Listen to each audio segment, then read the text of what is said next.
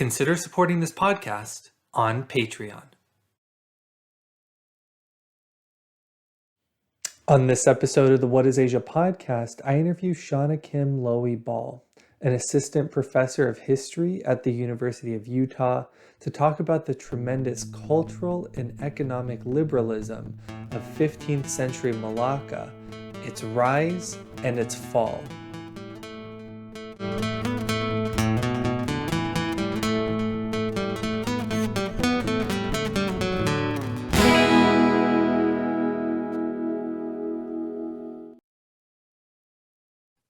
Dr. Lowey-Ball, thanks for coming on this episode of the What is Asia podcast.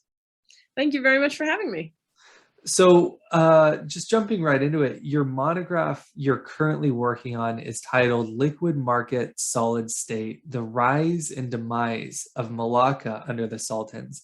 So there's a lot going on in that title. I'd like to just start by focusing on the last part. Can you give a little bit of historical and geographical context to what is Malacca and who are these sultans that you're talking about, to give a little context for our audience? Maybe I'll start with the geographical context. So Malacca in the 1400s, and really probably it's more accurate to say more particularly the latter half of the 1400s, is probably the most important trade hub. You know, there are grand claims made for it by Arab speaking scholars or traders, by Europeans from Portugal, from Italy, as the most important or the wealthiest port in the East. I bet that's not precisely true, especially if we think about the position of China, but it is certainly the wealthiest and most important port between India and China. And it's known and notable everywhere, but we've sort of forgotten it today. So, you know, if you say, where is Malacca? What is Malacca? People have no idea. So it is on the Malay Peninsula in today's Malaysia.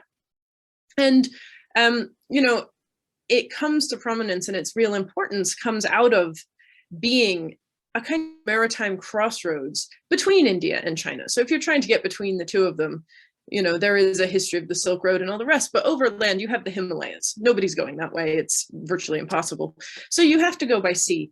And it's just the nature of sail in an era before, you know, steamships or before, you know, the modern era of nuclear submarines or something, that your power is the wind, and the monsoon winds shift. And so there has virtually always been at least one major port in Southeast Asia between these big populous, historic, you know, literate cultures in India and China, where the winds are going one way. And so, you know, you take your boat and then the wind shifts, and you can't really get between the two in a single sailing season very easily. So there is a port to overwinter or to wait out the shift of the winds. And Malacca is one of these ports. So if someone's trying to get, you know, spices from Southeast Asia, or cotton textiles from India to China, or, you know, Chinese ceramics west, whether that's to India or to Arabia or to Europe or wherever, you're going to need a place in between to wait for a while when the wind shifts and blowing back home, blowing the wrong way. So Malacca emerges out of that. It's one of these sort of intermediary entrepot ports where you have a big mobile population, mostly of traders, trying to move back and forth. So it's in Malaysia, today's Malaysia.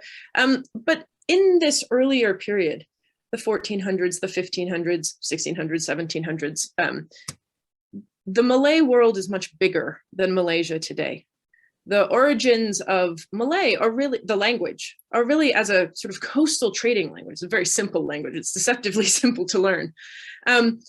Because it evolves as almost everybody's second language, really. It's coastal trading communities. And so the Malay world is really vast. And in fact, Malay traders, you know, the language of Madagascar is related to Malay, and closely related, because in fact, it's colonized across the Indian Ocean by these long distance, you know, Malaysian boats, Malay boats, not Malaysian. And so you have a big world of Malay, also Javanese, but also sort of affiliated ethnic linguistic groups, traders who, you know, will go up to China. In 1411, there's an embassy of like 500, more than 500 people who go from Malacca to China, will cross the Indian Ocean. And people of other ethnic groups are doing this to get in on this trade world. So that's some of the geographic context. So then you get the rise of this port city initially, that becomes the prominent entrepot. So if you want to trade something, you could go anywhere, but the place you go is the place where the most other traders, so you can get what you need or want. And Malacca emerges into this. I guess in answer to the question about the historical context, there are lots of these port cities dotted around Southeast Asia, but it becomes by far the most prominent one. And it's also particularly interesting, I think, because of its conversion in this period to Islam. It's not, religious conversion doesn't happen overnight for society, right? But the Malay population, if you look at Southeast Asia today, you would say Indonesia, Malaysia, these are predominantly, overwhelmingly, though not universally, Muslim countries. And this is a period in which that change is happening, right? So when we first start to talk about Malacca, it's literally not on the map before the early 1400s. There is no Malacca. And by 1450, 1455, it is by far the most important, probably the most populous, by some distance, the wealthiest trade city in this region. And it's well known far and wide, worldwide, really, in terms of the old world, not the Americas. In that context, one of the things that's happening is you're getting a lot of Muslim traders and Muslim officials coming in. And so the Raja, who is not Muslim, eventually becomes a sultan over the course of this century. The Malay people start to embrace, there is clearly some contestation over religion, but start to embrace Islam more and more over this period. And we can see that happening in source documents. So this is also another kind of strain that's come in this period. Maybe that's enough background on where it is and what it's doing in this period. And the second part of that question I wanted to ask is, you're really focusing on the esteemed status of Malacca. Can you give a little bit of context to how exactly it became such a luminary port city? Yeah, there's this Portuguese, he's called Tome Perez, but I guess you could call him a traveler, sometimes an apothecary, a trader in drugs, a writer, who ends up there in 1509. And there's this lovely quote, it's often, very often quoted. So, it's not merely me who has found it or anything. But he said, whoever controls Malacca has his foot on the throat of Venice. And what do you mean? Venice is the richest city in Europe at the time, right? And it's going to become the heart of the Renaissance and all of this. What he means is this is where all the wealth comes from. So, you've asked about how, what allowed it to achieve its esteemed status. Fundamentally, I think a lot of that is the spice trade, right? So it's these luxury goods that cloves and nutmeg, aromatic things like agar wood, which we don't think about now, and various kinds of resinous woods that you can burn for incense, mace, all of these things get traded through Malacca. A lot of them come actually from the eastern Indonesian islands, what we call the Spice Islands sometimes. If you've ever seen the brand of spices called Spice Islands, that's what it's, evoking. And they're tiny. It's like the Spice Islands are like 30 square miles, is over 5 islands, and where all of the world's cloves came from. And it should seem sort of strange that people would cross oceans for the, Europeans are trying to get all the way to Southeast Asia to get their hands on these. It might, it's worth remembering that they're medicine, not food in this era. And they're also medicine to China. If you think of traditional Chinese medicine, you think of various kinds of, herbal teas or things like this. So there's a lot of demand for these kinds of goods coming out of Southeast Asia. And there are a variety of ports where you might be able to exchange things for this. But that's, Malacca builds on the back of that, I think. And it becomes first a major spice hub. And then as more and more people come, if you're coming from, let's say China, to pick up some of these aromatic goods, right? You're going to be trading something else out. It might be ceramic goods, it might be silks, it might be cash, or of course, a variety of other things. And then other people are coming who might want spices, but increasingly might want Chinese ceramics, right? And so it sort of the notoriety and the importance of the port as a trade hub kind of grows on the back of its own size and importance. I think there is something else to say. When we ask how it got to its esteemed status, in the early years, so Malacca, as I say, you can't really functionally talk about it. It's not mentioned in any sources, Southeast Asian, East Asian, European for that matter, before the early 1400s. But in that early stage, in the early 1400s, it clearly, it rises up as a kind of joint project between ethnic Malays who are more or less running away from a kind of war zone on the island of Sumatra, not so far away. And ethnic Chinese. This is the era, I don't know if you've had this on other bits of this podcast, but this is the era of the Zheng He voyages, this very famous, Chinese navigator who spends the early decades of the 1400s taking vast fleets, depending on which, there are 7 of them, I think, depending on which voyage, tens of thousands of men across Southeast Asia, East Asia, as far as they go to the coast of Africa and all of the rest. And they get caught in this wind thing I was talking about before, and they need places to sort of put in and wait out the wind blowing the wrong way. If they're trying to go west, they don't want to be blown back to China. They want to wait until the wind shifts and takes them west. Malacca becomes one of these early ports. It's got a very nice sheltered harbor, for example. And so vast numbers, it's not the whole fleet of, perhaps 30,000 men, depending on which one you're picking, but large numbers of boats. And we know Zheng He was physically there, but under Zheng He, also weighed out shifting winds in Malacca with the blessing of the local sort of Malay prince, I guess we could call him. And this has the effect of making it very safe. So if you have the promise of an occasional large number of Chinese, essentially sailors and military men coming in, they build a Chinatown, which eventually evolves into the hub of economic trade. But it starts as a kind of temporary, they build, a drum tower, they build a bell tower, they put up a stockade, they keep out of the hair of the Malays who live on the other side of the river that sort of subdivides the city of Malacca. But there's a lot of, Siamese, that is to say Thai people, claim this part of the Malay Peninsula. They don't have a real significant presence there, but they claim it, bring naval ships, try to sort of eject the Malays. Well, you can't do that once you show up and you find, I don't know, several thousand Chinese military men present. Part of what helps Malacca to rise to prominence, I think, is its close relationship. And it is a real close kind of working relationship. There are lots of embassies back and forth. The Ming Shi, the official records of the Ming, record that Malaccan embassies and even the Malaccan Sultan, make all these trips over all the time, way more often, in fact, than they're meant to. So the policy towards the Southern Ocean is, a tribute mission every 3 years. And they sometimes get told off for coming too often, but there does seem to be a particular friendship. And in fact, China in the early 1400s, I can't remember the date, sends a very mean letter to the Siamese king and says, hands off Malacca, you're harrying and harassing them.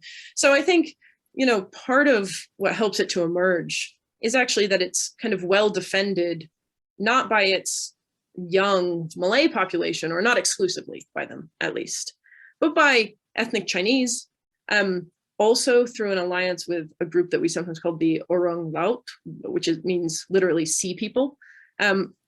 They get described by Europeans as pirates, but they are a fairly effective, indigenous Southeast Asian naval force that's there as well. And so there is some military might, maybe you can say, behind keeping the peace in this town. Can you elaborate in detail what you mean when you talk about this notion of diversity in your research? For example, what were the prominent political, economic, religious, and social discourses that characterized Malacca in the 15th century? How fluid were notions of, say, gender and sexuality? How did the people of Malacca make sense of and talk about people of different races that they engaged with? And also, amongst this diversity, were there any restrictions on what was considered acceptable? Because you seem to phrase it as a very diverse society, but there certainly must have still been some social boundaries. Yeah, absolutely. So one thing, so it becomes incredibly diverse. again, by the early 16th century, of reports, and I think I should qualify this and say, I don't think anybody was standing on a street corner carefully doing linguistic analysis. So reports that we can take with a grain of salt, but nevertheless saying that I think it was, 89 languages are spoken on the streets of Malacca, this kind of thing. And what we should at least take from that is dozens, maybe not exactly 89, but dozens. So it becomes by, the latter half of the 15th century and very much through today, a profoundly, immensely diverse society in a multitude of dimensions. I'll perhaps step aside a second and talk about Malacca, like an experience I had in Malacca recently in the last, 5 years or so. I happened to be there during, I guess it was on Easter Sunday a few years ago, and had this very surreal experience where I could hear the call to prayer, the Muslim call to prayer, as church bells were ringing, calling people to, there's a Protestant church and a Catholic church, both of which are quite old, hundreds of years old, in Malacca, right near each other. And so I was walking through a sort of central part of downtown and hearing all of this, and saw a group of Chinese, old men and women doing Tai Chi in the square in front of the church on Easter Sunday, and it was this incredible moment where you kind of, you heard the Allahu Akbar on the one hand and the church bells and the Tai Chi. And I think that gets at something that is really profoundly true of Malacca today, but was also profoundly true of Malacca 300 or 400 years ago. You're asking, what are the different kinds of diversity? Of course, I've mentioned the linguistic diversity. There's really incredible ethnic diversity, especially as it rises to prominence as the one trade city that you go to in the region in Southeast Asia. So there are lists that you can find in some of the documentation of which people are there, and I'll miss so many out. But of course, there are Chinese communities, and there are at least two different. So Chinese, of course, we think of Mandarin, but there's at least a Cantonese and a Hokkien community there, possibly also a Mandarin speaking, but sort of different Chinese communities. There are Tamils and Gujaratis in two different communities from India. The Gujaratis, I think, are mostly Muslim, and the Tamils are almost entirely Hindu. So, the ethnic diversity and the, say, religious and linguistic diversity kind of track with each other to some extent. There are ethnic Malays, there are Javanese, there are people from the Ryukyu Islands, which today are in, southern Japan, but then would have been thought of as their own kingdom, right? Their own polity. There is, a well-attested community of people from what is today the Philippines and various parts of the Philippines, and a variety of other, especially island Southeast Asia. And then there are ethnic Siamese as well, Thais. So, there are a huge number of groups. And I will also say, there are Arabs, there are people from the Ottoman Empire, and I don't know if we can read that as Turks at this time. The Ottoman Empire is so vast that could include any number of people. I don't really know. By the late 1400s, there are some Italians. There isn't in Italy yet, but some Venetians, some Genovese people from Genoa.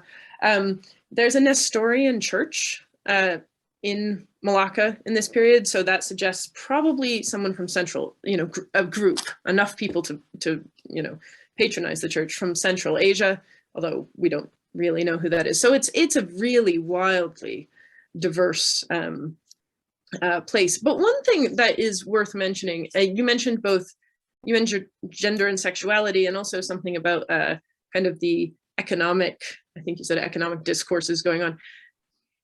The overwhelming majority of these people are there for trade, and this has a few consequences. The first is that a lot of these people are coming overseas on largely male-dominated boats, right? This is not necessarily, a modern Western Navy that is, well, not this modern, but like a 19th century Western Navy that is all men.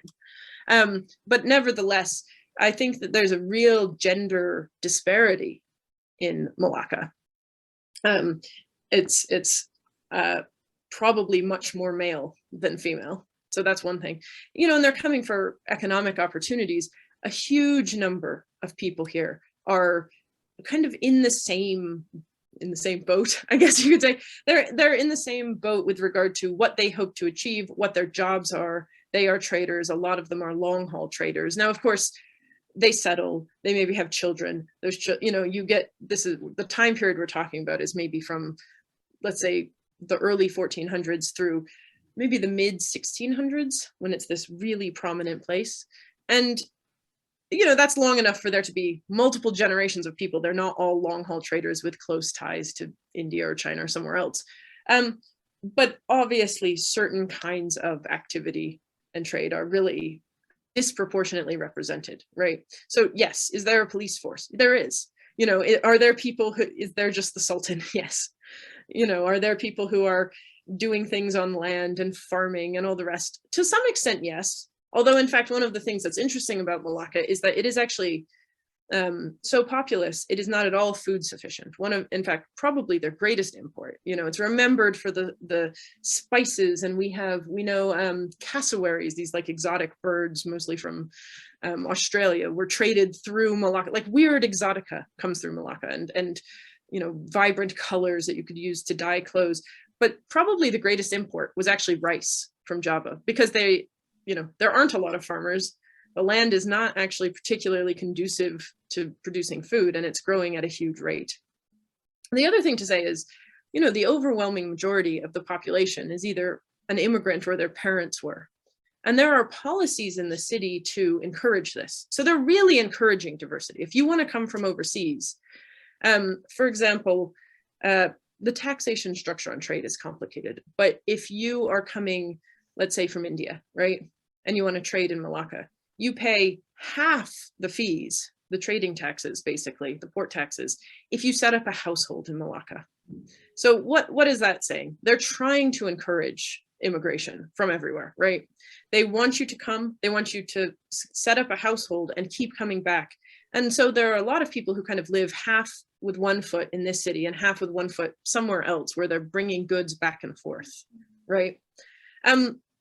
So it is wildly multinational and multi-ethnic. I suspect that, we don't have good sources on this, but I suspect the men are incredibly multi-ethnic and the women are much more likely to be mostly Malay and many Chinese women as well, ethnic Chinese. But a lot of these other communities are not necessarily bringing spouses with them, right? And in some cases, we even think that they're probably two different households, right? So you might have a wife in Malacca and a wife in, I don't know, Tamil Nadu or something. So,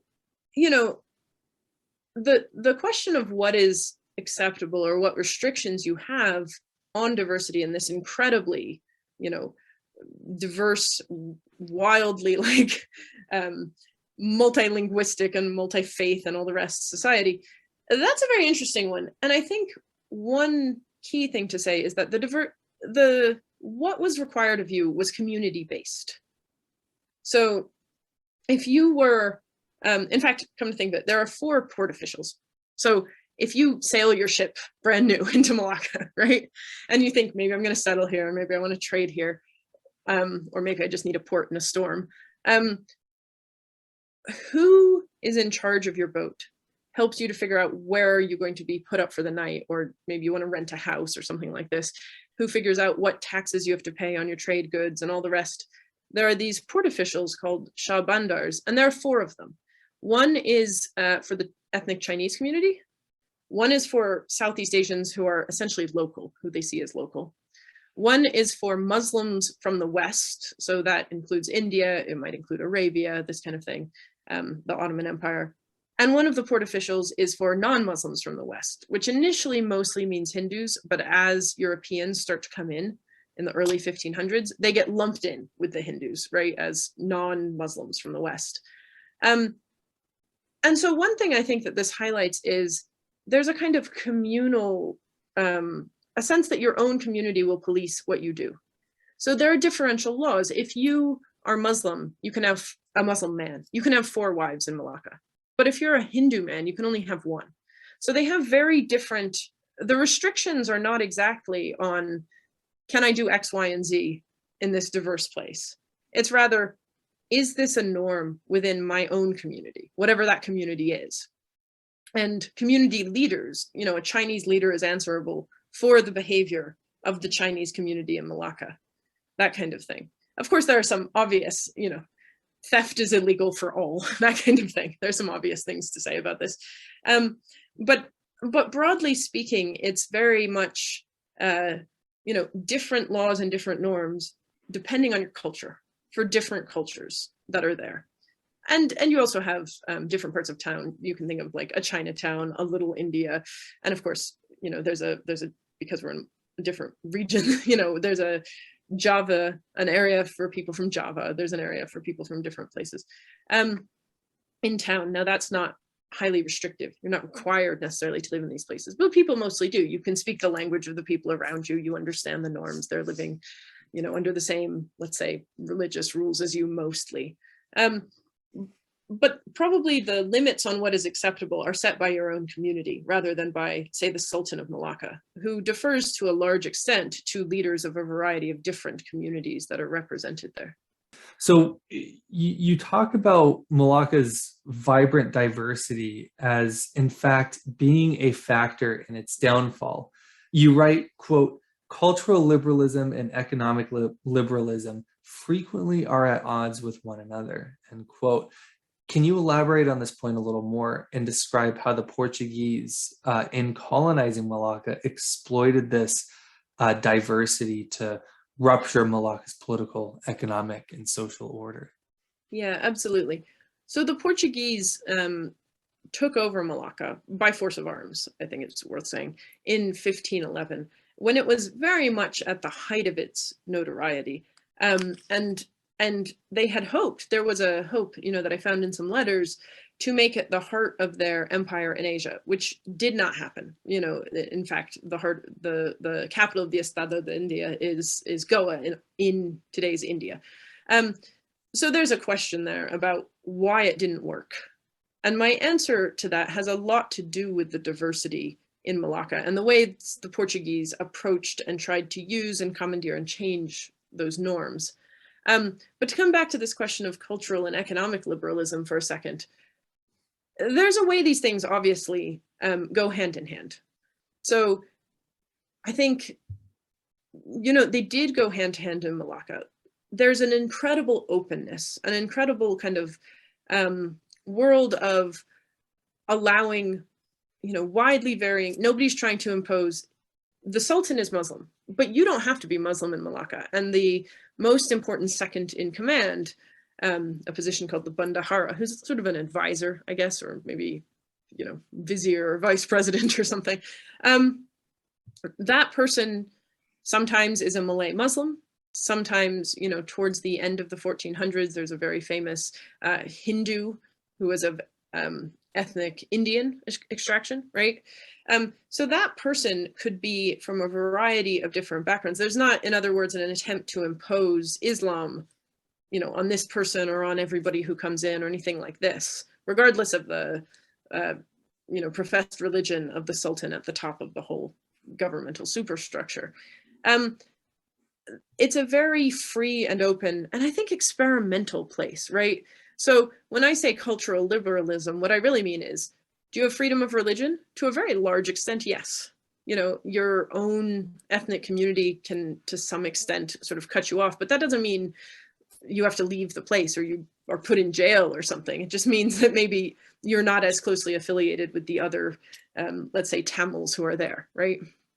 And you find maybe a new community or you're a little more on your own. Do you have,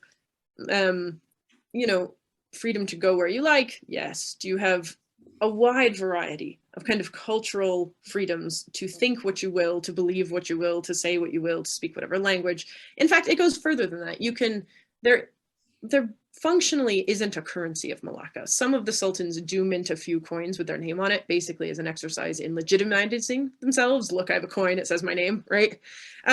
But the money used, there's no one currency. There's a street of money changers, and some people bring ducats from Europe, and some people bring dirhams from the Muslim world. Some people bring Chinese cash. Some people bring tin. There's something called animal hat money, which is produced right there. And there's a huge number of different currencies, and they're just freely traded. And you can pay your port taxes in a variety of different currencies, or you can actually pay them in kind. The Chinese boats particularly like this. So they figure out what the value of your thing is, and then they say, it looks like tribute, right? Take some of these goods as our taxes. Indians prefer to pay in cash. So there's this huge openness to how you would like to live your life, how you would like to do things, what money you will accept, and what, religion you will adopt, or none for that matter, although most people certainly were something. And that seems to, I think, consistent with the kind of experimental, wild, kind of laissez-faire economic world they're in. Why does trade thrive so much? I think it's because anyone can trade anything. There are very few limits. And most of those have to do with weights and measures and making sure people are getting what they say they're getting, right? In an American context, certainly, I think we can see this as both the cultural liberalism, if you want to put it that way, and the economic liberalism and the trade and the experimentation as two sides of the same coin. And I bet we would characterize it as like a small government coin. We're not going to limit what you do in your life. We're not going to limit what you do in your trade. We're not going to limit your ability to make money or what you can trade, or, you can create these products and sell your right to take the goods and all of this. You don't have to live here full time. We're not going to regulate where you are, which was quite common for rulers in Southeast Asia in other places at this time. But this is also profoundly destabilizing. So it contributes to wealth. But I think, when I say that they're at odds with, what they're at odds with, this cultural and this economic liberalism, is stability in a lot of ways. There isn't much unity among the people who live in Malacca. What do those things together make for? They make for a wildly innovative, wildly exciting, wealthy place, but they also make for a place where you have very little in common with your neighbor, right? The only thing you have in common is money making. And so I think that becomes very problematic. When Malacca is attacked, the Portuguese want to take it. One thing you need when you're attacked, at least plausibly, I think that in this case, one thing they needed was, to band together and to fight this off, right? But in fact, it's not that hard to divide and conquer in such a divided, liberal, free society that there is nothing that unites you, And it's worth also saying, there's almost nobody who's a native Malaccan. Even the Malay population, who we today might think of as indigenous, mostly had come across in the early 1400s from Sumatra. So they're also new, and they're not much older than the Chinese population there. And so, who is invested in this place and in keeping it, say, free and independent? And the answer is not that many people in the end, not if they have to fight for it or, put a life on the line for it or something. So I think this great liberalism that made the city wealthy, it's also very destabilizing. And so when the Portuguese come in, they're able to manipulate and use that quite well, I guess. So bringing the ideas that you've elaborated on into a modern context, I often like to do with my interviewees, ask them a question that sort of connects the history to modern times to demonstrate history's relevance. You note in your research that, as you've talked about, one of the pitfalls of Malacca's diverse society is a term that you actually use in your research, the identity politics that was a force that factionalized Malaccan society. And when we think of this term today, it's identity politics is a term that people are very familiar with. Here in the US, often people on the left are accusing the right of pulling certain cards to get their way, right, are accusing people on the left of doing the same thing. And it's often a political topic that's spoken in a negative light and with a sense of frustration. So I wonder what lessons from 15th century Malacca can be useful to inform our approach to resolving political and social tensions today, a number of which stem from identity politics. Yeah, this is a very interesting question. I think So one thing to say is these different groups, right?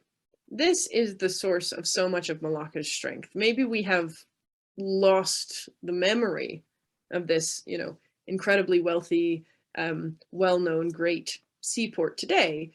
But in its own time, it was famous in Lisbon. It was famous in Venice. It was famous. There are various Arabic language writers, from the Middle East, who say things like, this is the richest seaport in all the world, right? Again, we don't know if they've been to China or something, but it's, it's a famous place. It's all through Chinese records. This incredible wealth, and it's not just wealth, it's sort of cultural richness too, right? Or wealth writ broadly. So it's not just I can get cash money and spices, but it's also I can go and get, again, like the weird birds, the cassowaries, and I can go and get, cultural, or maybe we should say almost scientifically innovative things. So, some people show up in ships that are sewn together, others in ships that are nailed together, and they can see and talk to each other, and you develop new and different kinds of boats, and some in outriggers, or the compass traveling through Malacca and spreading out to a bunch of different communities. So it's rich in a variety of ways. I think that doesn't exist without a wide variety of people showing up and talking to each other, rubbing shoulders with each other, trading with each other, and both having an interest in that working, right? So it's a kind of site where, if a Chinese person and a, let's say, Javanese person end up trading something back and forth, they both have an interest in that, and they both get along well, and it enriches both of them, basically, as they, bring that good further on to, to China or Java or wherever. This is the source of its wealth and, in many ways, strength, I think. And to bring us back to the Portuguese colonization of the city, the fall of the indigenous Malay Sultanate, it's really not successful for the Portuguese. They show up in 1509, try to conquer it, they fail. Show up in 1511, and this is the weakness of the diversity. How do they ultimately do it? They convince Hindus basically that they're on their side. Hindus and Christians are one side and Muslims are the other side. And you can think that in the background, there have been the Crusades, there is an active war going on the Indian subcontinent where these two groups are fighting. So there's maybe some background in people's heads, but in the city of Malacca, they have coexisted really well. They have worked together really well, right? Hindus and Muslims. But Portuguese show up and kind of ally themselves the second time around with one of these groups. And the fractured nature of this very diverse society, I think, makes that much easier, right? They say they're not like you, they're religiously not like you, they're culturally not like you, maybe they're ethnically not like you, although there are clearly some Indian Muslims in the city, many, in fact. So there is an essential fragility to these highly multi-ethnic societies, and I suspect that is true today as much as it was true in the 16th century, say, right? But it also, that diversity brings such wealth. It's so rich, and it's a place people flock to before it falls apart, right? One of the things that the Portuguese did, I think to some extent inadvertently, actually, they took for granted a certain model of what a government should look like, but they imposed much greater uniformity on the city. So you went from having a zillion possible currencies, for example, that you could pay taxes in or pay for food in or trade with, to having to use Portuguese currency for many of these purposes, right? With the stamp of the, well, I was gonna say the king's head, it's not, it's a cross, but anyway. And they instituted a big Catholic conversion program. So suddenly your freedom of religion, it was very unsuccessful. It didn't make a huge number of converts, but it was well funded. They sent out a bishop and all this stuff. And suddenly it becomes less and less acceptable to be anything else. And if you're Muslim in particular, they had an active program of oppression. This was meant to make you convert to Catholicism. But what it actually did was it drove Muslims to other ports. They just left, right? And so what happens to your wealthy port where everybody flocks to it and trades with each other, it falls apart. And it's falling apart under that, harsh imposition of uniformity. So one of the, it highlights a little bit the weakness, just straight militarily, say in this case, of a profoundly ethnically, religiously, whatever, linguistically diverse society. But I think it also highlights the strengths of that too, in a way that can resonate for us in the modern day, because that is where so much of the wealth comes from. And the Portuguese have to give up on the dream of this being the heart of their empire in Asia, because everybody leaves. I mean, a majority of the population of Malacca leaves within 20 or 30 years of the Portuguese conquest. And I think it's because it suddenly feels so oppressive, right?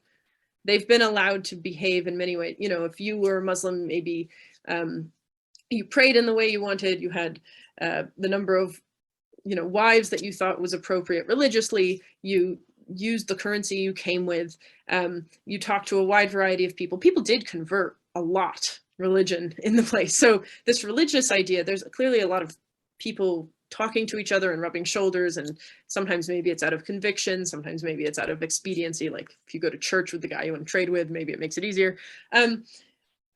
But as this kind of thing disappears and the Portuguese try to make it, in some ways, what we would call almost more fair or more rational government, right? Like everybody can now use the same money, have the same, marriage laws. Everybody gets the same taxation laws. So now you've got the Muslims going somewhere else, you've got some Chinese traders going somewhere else, and it falls apart.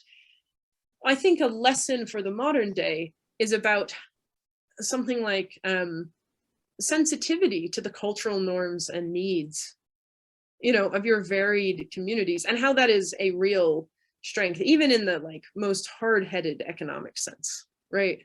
Like cultivating these different groups, allowing a lot of freedom to behave in ways that within their own cultural norms seemed good to them. It made Malacca famous, it made it incredibly wealthy. And when we get a more European style administration, it kind of falls apart. And it falls apart not just because there's fighting in the streets or something, but because people just leave. They go first to Johor, then they go to Aceh, they go to a number of other ports. I think you could read a mistaken lesson in the fall of Malacca, the simple fall of Malacca, from so many different communities ending up at odds, and the Hindus end up on one side of the fight with Portuguese, and the Muslims end up on the other side of the fight with Malays and things like this.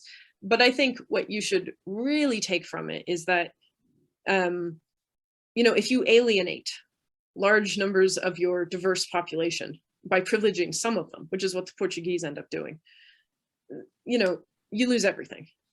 The Portuguese hold on to Malacca for a long, long, long time, but it's no longer, actually, no, they don't. It becomes Dutch, come to think of it, in the 17th century.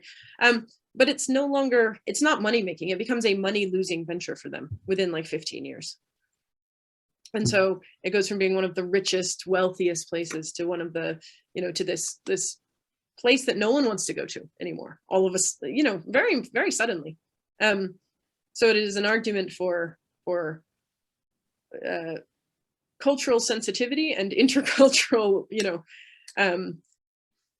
trade, and to some extent a kind of liberalism where it is all to the good and to the strength and wealth of this city that these different groups get to be happy doing what they think makes most sense for themselves, right?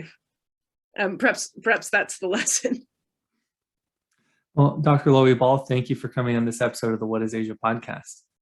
Thank you so much for having me. It's been a real pleasure. And for those who want to see more content, you can go to the What is Asia podcast YouTube channel or nakotadefonza.com. We'll see you in the next episode.